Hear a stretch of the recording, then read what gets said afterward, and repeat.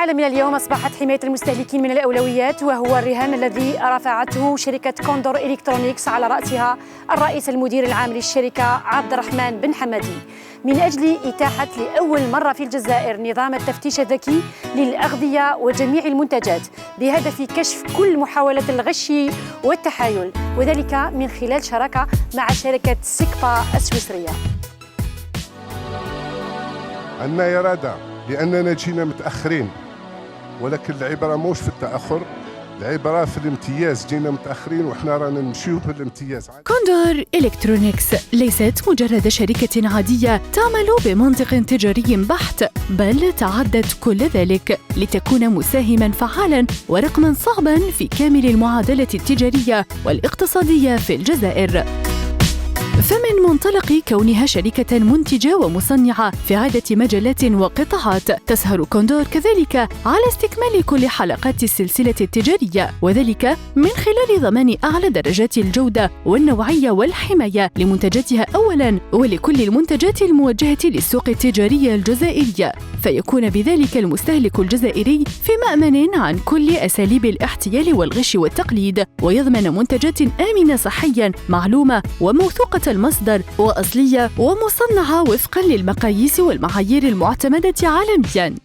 كما تساهم كوندور من هذا الجانب في حماية الاقتصاد الوطني الذي تأثر وتضرر كثيراً ولسنوات طويلة بفعل انتشار الغش والتقليد والتزوير والتجارة غير الشرعية في السوق الجزائرية، فتضمن بذلك الشركة الرائدة في الجزائر دخولاً مشروعاً للمنتجات المستوردة مع ضمان أقصى درجات الحماية والأمان للجزائريين، وذلك بتمكين الجهات الرقابية من حماية الاقتصاد الوطني من خلال أنظمة إلكترونية متطورة جدا ومعتمدة عالميا لإدارة البيانات وتشخيص الترميزات لكشف المنتجات المقلدة والسلع غير المشروعة كالأغذية المعبأة ومستحضرات التجميل والأدوية والمكملات الغذائية وغيرها من المنتجات، خاصة أن الأرقام الرسمية في الجزائر تشير إلى أن أزيد من 50% من المواد المستوردة من الخارج هي عبارة عن مواد مجهولة المصدر أو أنها من منشأ غير مضمون.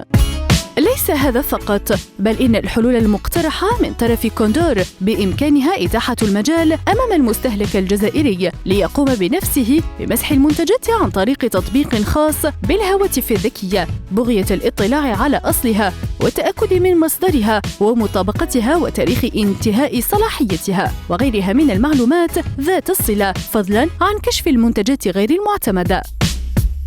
كل هذه الحلول المتطورة تقترحها كوندور من خلال شراكة ضخمة تعقدها مع العملاق السويسري سيكبا، هذه الشركة الرائدة عالمياً والمنتشرة عبر أزيد من 50 دولة حول العالم، والتي تضمن حلولاً تقنية وتكنولوجية للعديد من الحكومات والدول. ورصدت كوندور لإنجاح هذا المشروع المتمثل في إقامة مؤسسة متخصصة في محاربة الغش والتقليد وحماية المستهلك الجزائري والاقتصاد الوطني استثماراً ضخماً يقدر بحوالي 60 مليار دينار أو ما يعادل 543.9 مليون دولار، يضمن إنشاء 400 منصب عمل مباشر. احنا في الميدان هذا، في ميدان الاستثمار، رانا نستثمروا في الإنسان، رانا نستثمروا في الإطارات، رانا نستثمروا في المهندسين. وستتخصص هذه المؤسسة في محاربة كافة أشكال الغش والتقليد من خلال تنسيق وثيق مع الحكومة والسلطات العمومية، على أن تشمل القائمة التي تقوم المؤسسة بمعاينتها مواد غذائية وتبغية ومشروبات ومستحضرات تجميل ومواد أخرى صناعية كثيرة. وتعكف كوندور حالياً على ضمان التكوين والتأهيل للفنيين والمهندسين المحليين والمفتشين من مختلف القطاعات والمجالات، لتنشئ كوندور إلكترونيكس رفقة سيكبا السويسرية كجزء من نقل التكنولوجيا مركزاً لتأمين وإدارة البيانات وتشخيص الرموز في الجزائر. تحيا الجزائر، يحيا كوندور.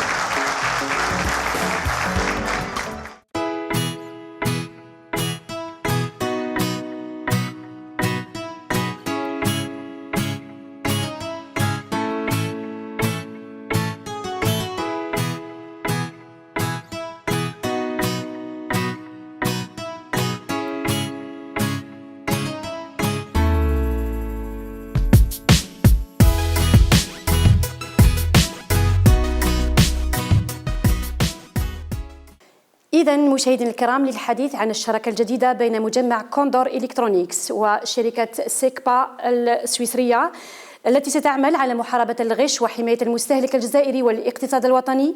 نستضيف لكم في هذا اللقاء نائب الرئيس المدير العام لشركة سيكبا السويسرية السيد برونو فرنزل. أولا مرحبا بكم في الجزائر. شكرا. في البداية المشاهد والمتابع الجزائري يريد أن يتعرف أكثر عن شركة سيكبا السويسرية. لو تقدم لنا نبذة عن عمل ومهام هذه الشركة.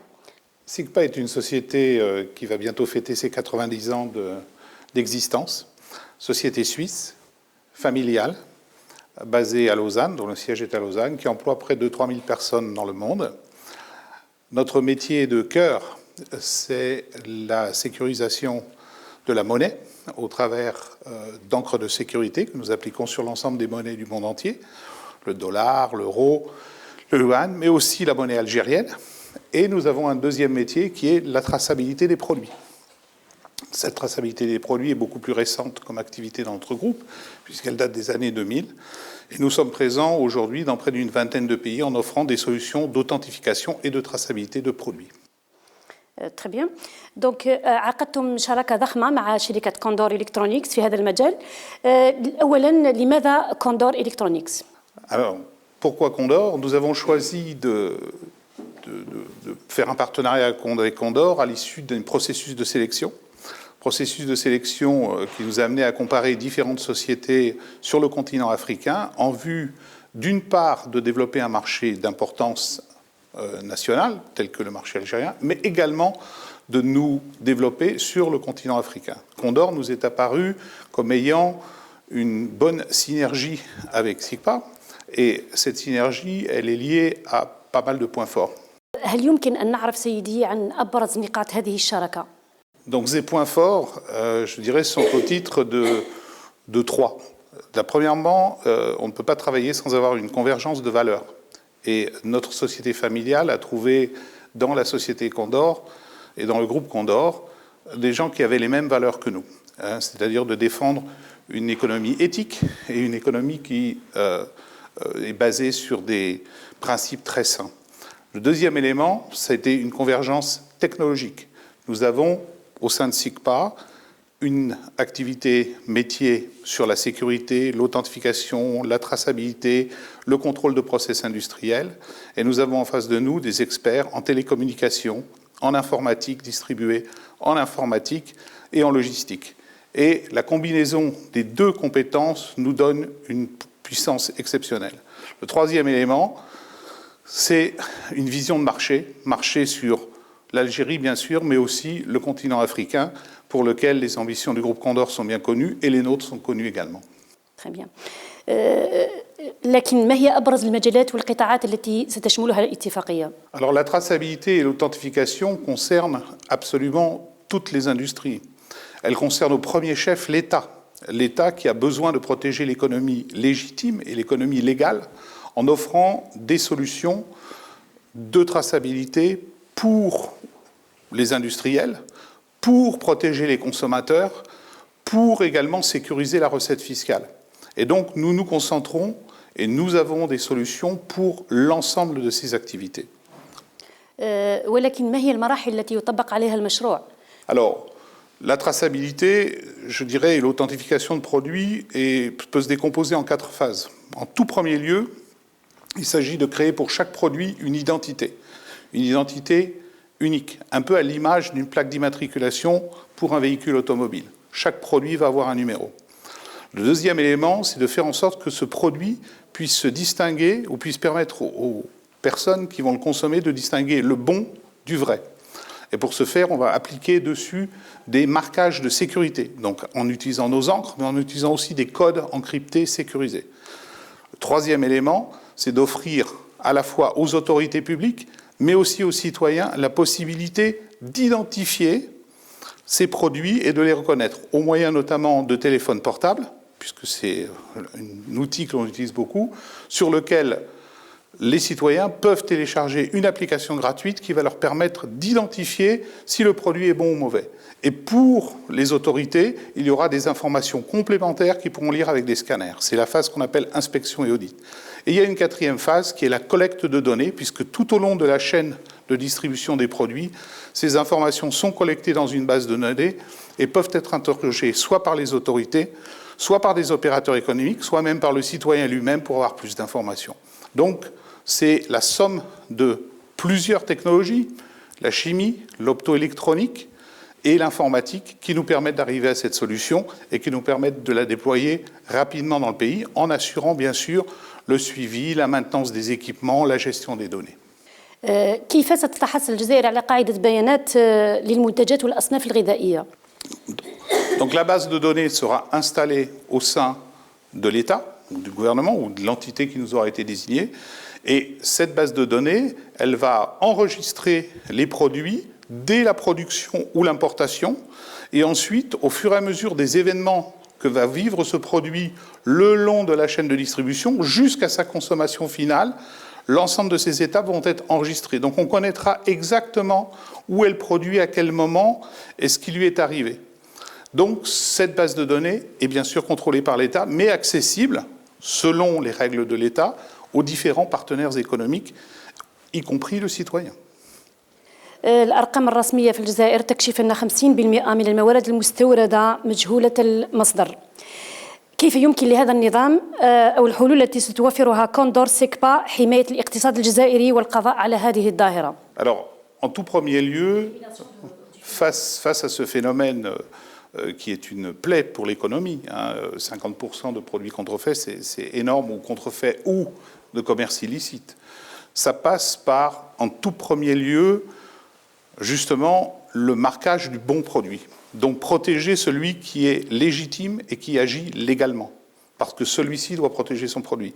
Et lorsque ce produit légitime et légal est dans le marché, tout un chacun peut faire la différence entre le produit bon et le produit mauvais, puisqu'il y a un code, puisqu'il y a une marque de sécurité, et on peut faire la différenciation. Donc ça, c'est une étape très importante.